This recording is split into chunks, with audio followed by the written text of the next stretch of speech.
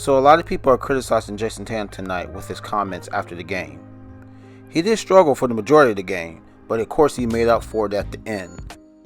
So we'll listen to his comments and then I'll be back with my commentary. I don't have to tell you that it was a struggle through the first three quarters with 16 points in that fourth quarter. How do you describe the confidence you had to trust yourself down the stretch? I'm one of the best basketball players in the world. Go through struggles, go through slumps. It's a long game. And, thankfully I got some great teammates that held it down. Brogdon, JB, Smart, Al. And they all trusted me, right? They tell me keep taking great looks. It's going to fall. Keep impacting the game in other ways.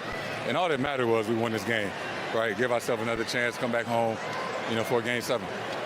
And we saw your teammates, Al Horford, talking to guys in the huddle, Marcus Smart throughout this game.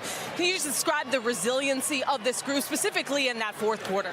Yeah, they made a great run.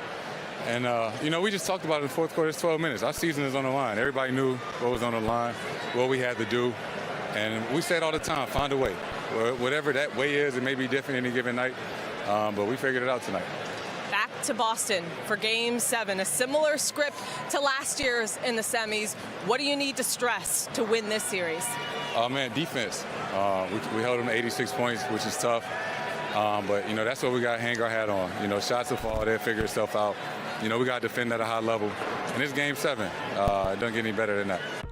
It's funny because you typically don't hear a player say I'm the best, etc., etc. Well, you do hear LeBron say it. But in all reality, Jayson Tatum is one of the best players in the world. Where does he rank? I believe he's somewhere in that 6 to 10 range. I know people have a difference of opinion. Some people may say he's top 5. Some people say he's in that, bottom half of that mid. Well, I would say mid to late, 9, 8, 9, 10. It just all depends on how you feel about him, right? But the key is he redeemed himself in the fourth, right?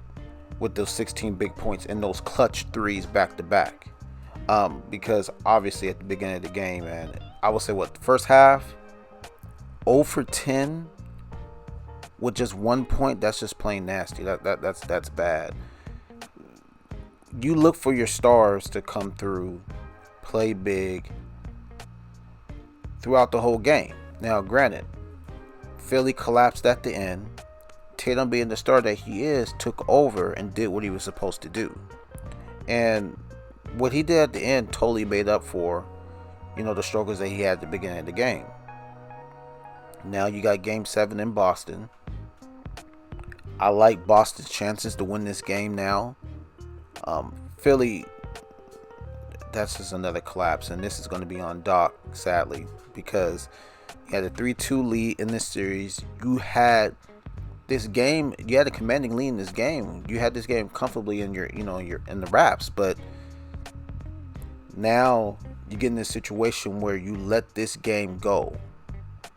Harden struggled again, another bad game. Embiid didn't impose his will.